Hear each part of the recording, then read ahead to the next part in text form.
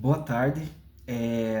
A apresentação hoje do autor da obra que eu vou apresentar começa com a seguinte frase: Como no futebol, vejo que na arte deve-se fazer coisas espontâneas, com as marcas do amor e do entusiasmo, para poder se emocionar e emocionar outras pessoas.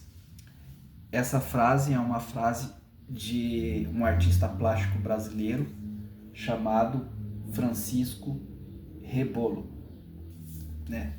Então a gente vai começar apresentando alguns detalhes aqui sobre esse artista. Uma das suas principais obras, que inclusive ela acabou se tornando capa de um livro de Mário Filho, que tratava do negro no futebol brasileiro. Então vou já mostrar aqui qual que é a imagem.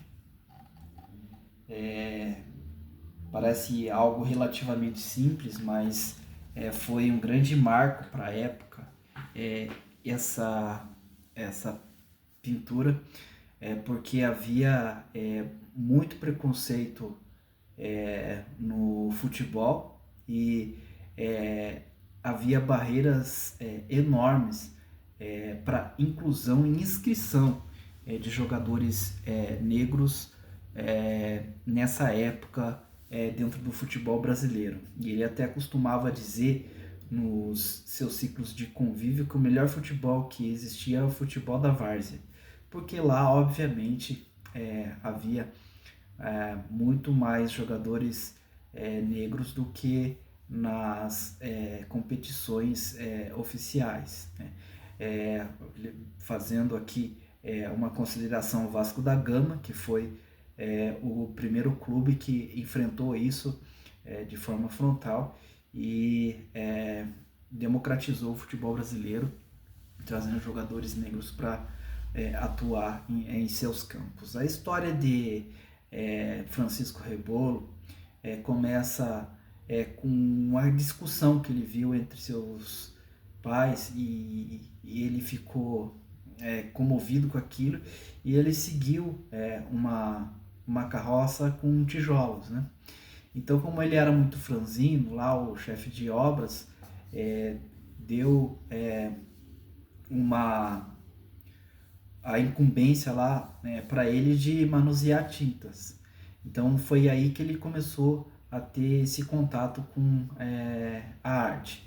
Então assim, quando ele começa a manusear isso, daí ele já vai trabalhando como pintor de ambientes mesmo, para depois começar a trabalhar em telas. Antes dele efetivamente se tornar um artista, ele foi jogador de futebol, atuando pelo São Bento, pelo Corinthians e pelo Ipiranga. A história que ele tem com o Corinthians é bem interessante, porque no Corinthians foi que ele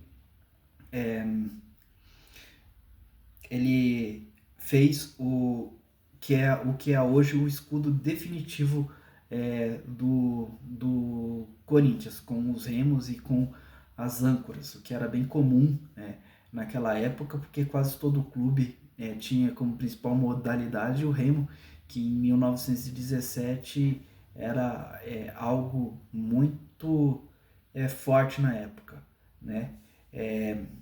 Ele foi também fundador do Clubinho, no edifício Santa Helena, que foi a primeira organização de artistas, né?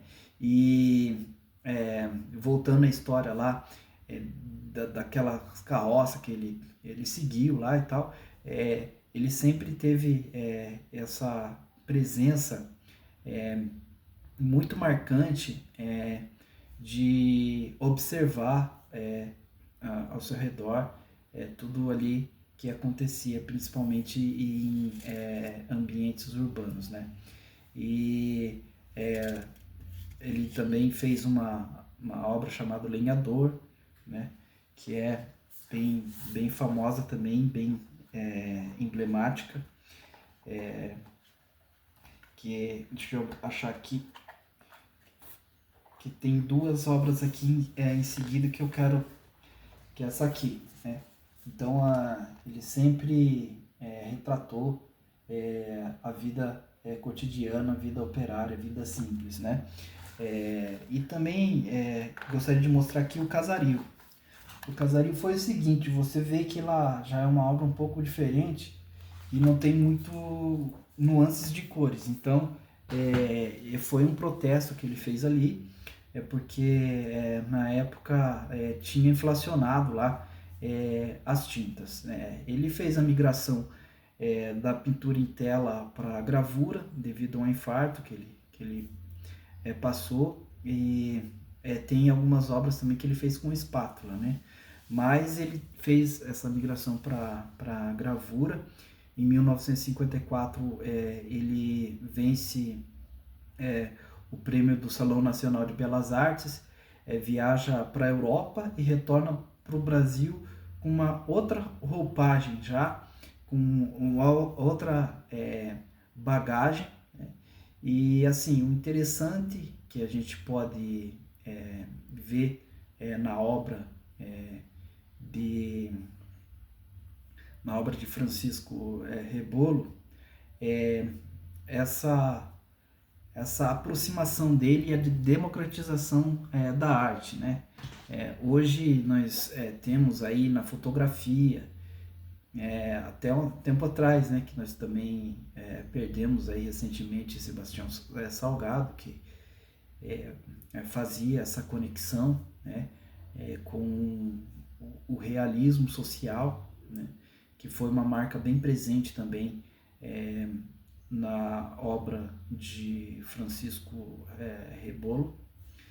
E nós, aqui em Curitiba mesmo, o Eduardo Cobra fez um painel lindo ali na fábrica de farinha de trigo ali da Anaconda, que se chama Silos.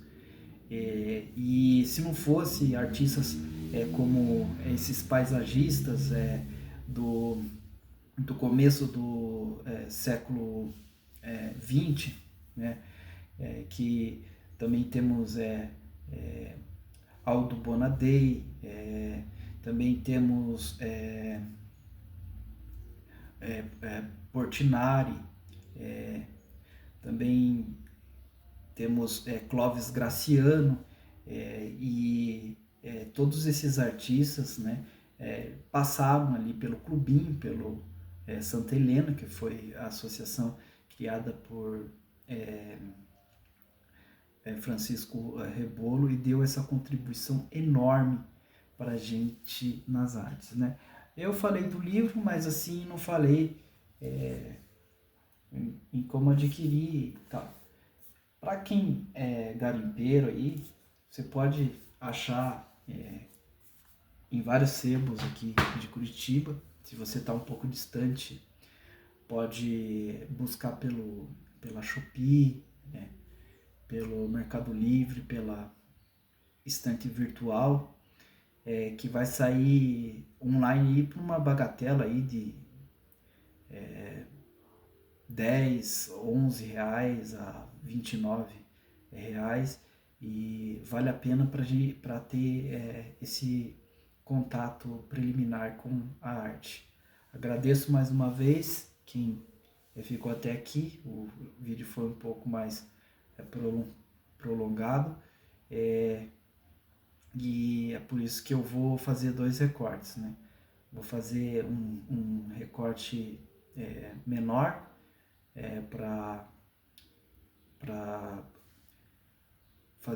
transmitir o vídeo pelo Instagram, e mais essa aqui que é no YouTube. Muito obrigado, tchau, tchau. Valeu para quem ficou até agora aí, e para quem se interessou pela pela história riquíssima desse grande artista brasileiro. Até mais!